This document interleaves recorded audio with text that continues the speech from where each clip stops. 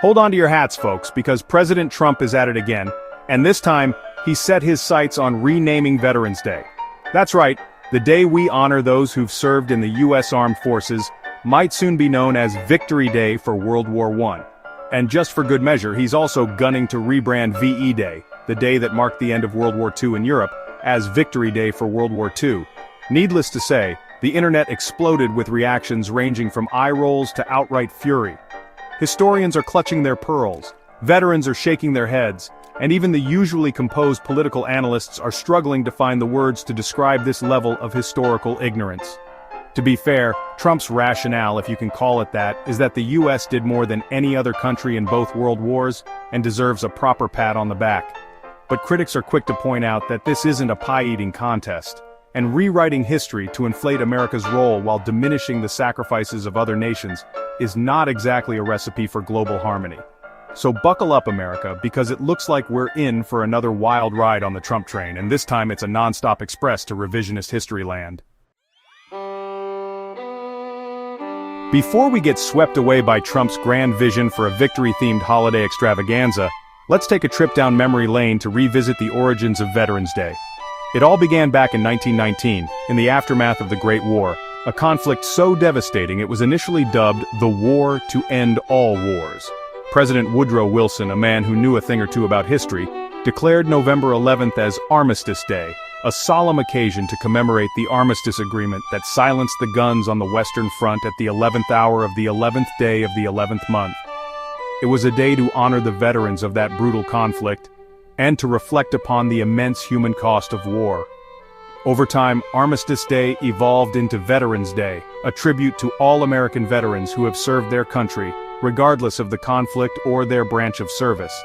It was a way to acknowledge their sacrifices and to express gratitude for their unwavering dedication to protecting the nation. Now, Trump's proposed name change threatens to undermine the very essence of this day. By focusing solely on victory, he risks overlooking the sacrifices made by those who served, many of whom returned home forever scarred by their experiences. Trump's justification for this historical makeover? Well, he seems to believe that the US single-handedly won both world wars, and that the current way we honor our veterans simply doesn't scream victory loud enough for his liking. During a recent rally, he declared, "We're not celebrating our victories enough. We're a country of winners, and it's time we started acting like it." Of course, he conveniently glossed over the fact that the US didn't even enter World War I until 1917, 3 years after it began. And while America's contributions to both wars were undeniably significant, to claim that the US did more than any other country is a gross oversimplification of history.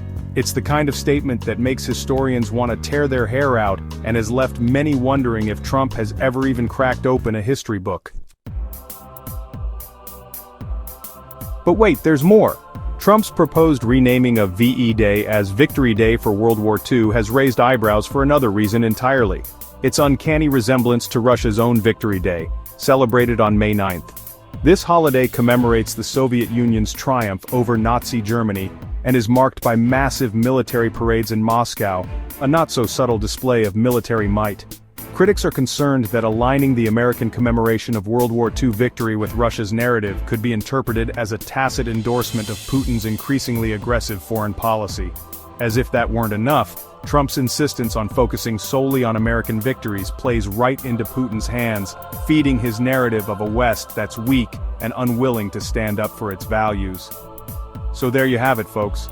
Trump's latest attempt to put his stamp on American history is not only historically inaccurate and disrespectful to veterans, but also potentially damaging to America's standing on the world stage. I don't know about you, but I think I'll stick to celebrating Veterans Day the traditional way, by honoring the service and sacrifice of all who have worn the uniform, regardless of the name on the calendar.